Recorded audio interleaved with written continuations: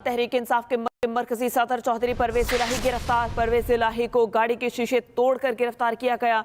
Anti corruption headquarter मुंतकिल। Anti corruption ने परवेज इलाही को 70 करोड़ की मुबैना करप्शन के मुकदमे में गिरफ्तार किया।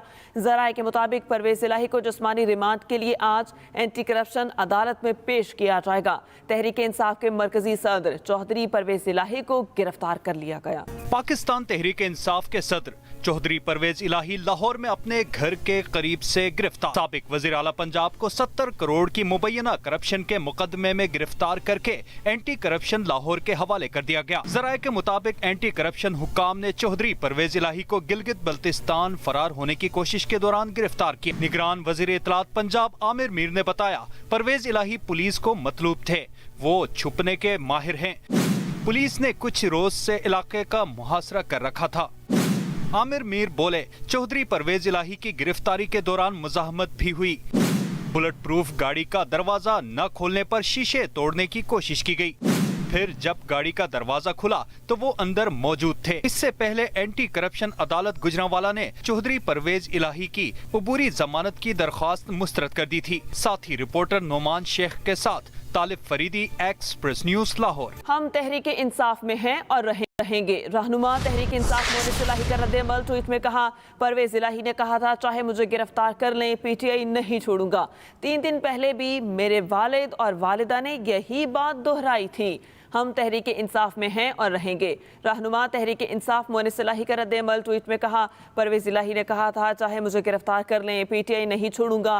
3 दिन पहले भी मेरे वालिद और वालिदा ने यही बात दोहराई थी। हम तहरीक इंसाफ में हैं और हमेशा रहेंगे।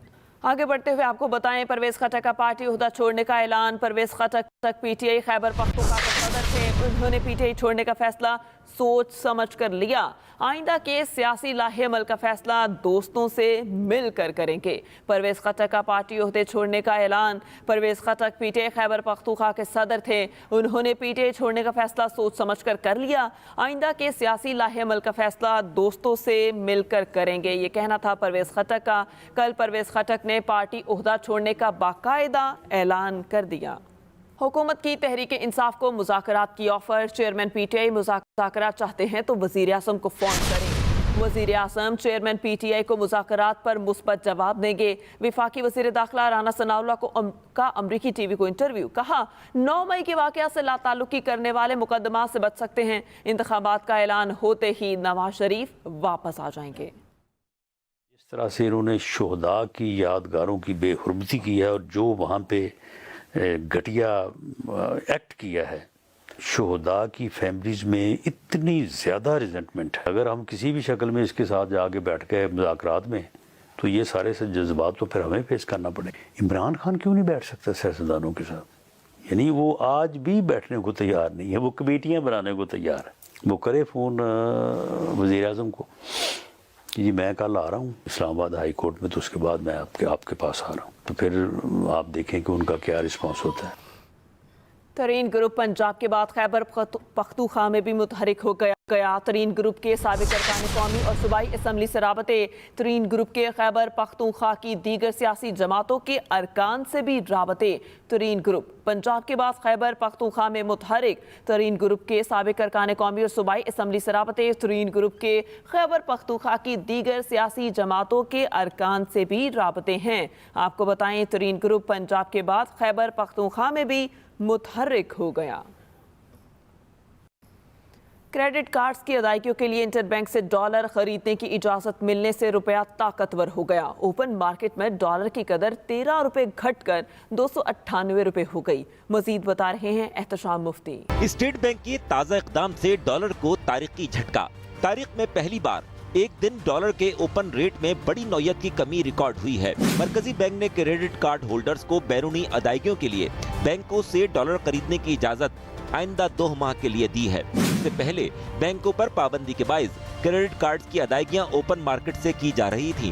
अब क्रेडिट कार्ड की सेटलमेंट 31 जुलाई तक इंटरबैंक काउंटर से हासिल की जा सकेंगी। स्टेट बैंक के इस इक़दाम से ओपन मार्केट पर बैंकों की क्रॉस बॉर्डर ट्रांजैक्शन का 80% दबाव कम हो जाएगा। फॉरेक्स डीलर कहते हैं कि ओपन मार्केट में डॉलर की कदर में कमी बड़ी कामयाबी है।